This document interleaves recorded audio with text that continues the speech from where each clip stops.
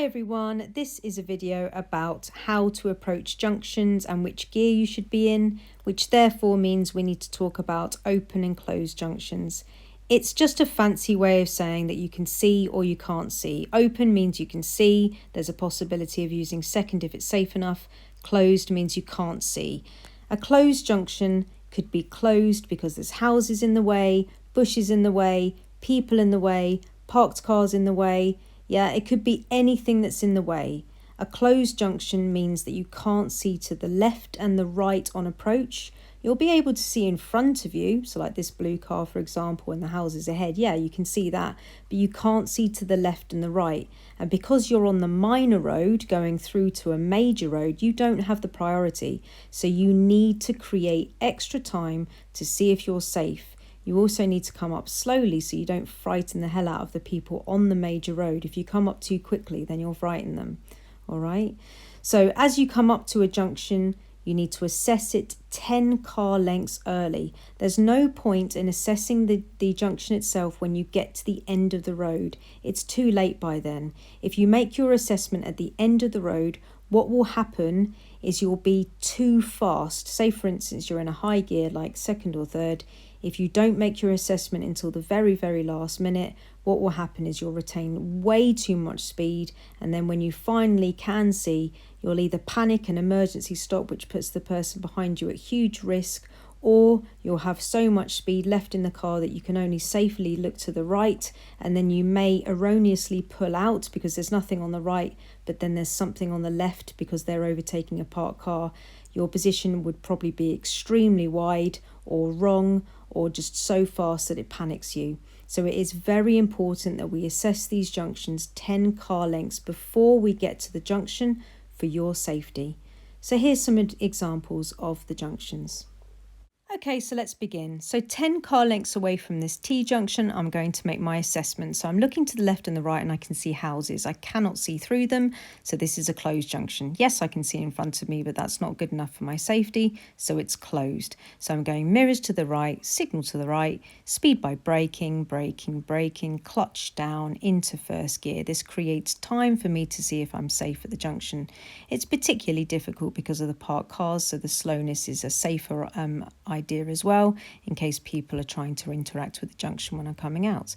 Now notice here that I can look left and the right, and I know that I've slowed this video down, but you can see that I didn't actually come to a full stop, which is great. So I approached with first gear, I looked both ways, and I was able to come out of the junction without stopping because I assessed it on approach. That's the beauty of all of this. If you assess it on approach, then there's actually a possibility of no hesitation, no stopping, which is great. As we come up to this one, 10 car lengths away, I look to the left and the right. There's houses on the left, can't see a thing. Houses on the right, can't see a thing. So 10 car lengths away, I made the assessment that it's closed. Turning right, mirrors to the right, signal to the right, position just left to centre line. Speed by braking, clutch down, first gear, braking, looking right, looking left, deciding on whether I can go, making the decision that I can, coming up to the biting point with a little bit of gas, and then lifting and dipping my clutch if I need to enter the road. So new road, new mirrors. So as you can see, again, really decent, really handy. Just knowing if it's closed stopped me from hesitating, which is extremely useful, isn't it? So as you've noticed, there's a lot of closed junctions in this video because I live in a town. There's a lot of closed T-junctions, so this is easy to make. Open junctions, I think I'll need to make another video for, but this has been a focus on closed. So here, 10 car lengths away, I look to the left and the right. There's houses, there's bushes. I cannot see a thing. I can only see in front of me, which isn't safe enough to pull out straight away.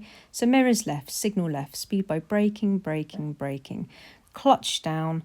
Thinking about position now, into first gear, looking right, looking left, looking right, looking left, making decision to go, yep, pulling out, and then onto the new road, new mirrors, and being careful with the meeting traffic situation that I'm now in.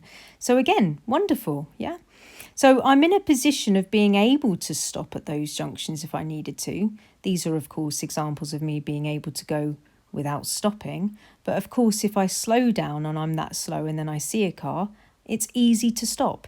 It's safer for the person behind because they've seen my brake lights. And people tend to follow people with the same amount of confidence that you have. So if you're rushing up to a junction and then you suddenly think, oh, I can't make it, I can't do it, and you slam your brakes on, you might have a car that goes into the back of you. So you do need to be very careful. Okay, so I just want to put in this last example of it working at a roundabout as well. I'd say that 7 times out of 10, a roundabout is designed open, but this one's closed. If you look to the right, you can see the Cheltenham sign, which makes this closed. So mirrors to the right, signal to the right, position just left of centre line in the right lane, speed by brake, clutch down into first gear, rolling, rolling, rolling, looking to the right, seeing if I can go, looking to the right, making a safe decision, deciding I can go without stopping, coming up to the biting point and going round the roundabout. In first, you can stay in first if you want to when it's this small, doesn't matter, loads of students ask me about that, it's totally fine. And then mirrors to the left, signal to the left because the inside of the roundabout had a curb, so I need to signal when I leave that one. All right, guys, I just thought I'd shove that in at the end as well, just because a roundabout can be closed. Open and close can work on any junction. A roundabout tends to be made open, but certainly not all the time. So do assess a roundabout on being open and closed as well, because it totally can help you on a roundabout too, especially in a little town like Cheltenham. Okay, guys, I really hope that helps. Take care. See you soon.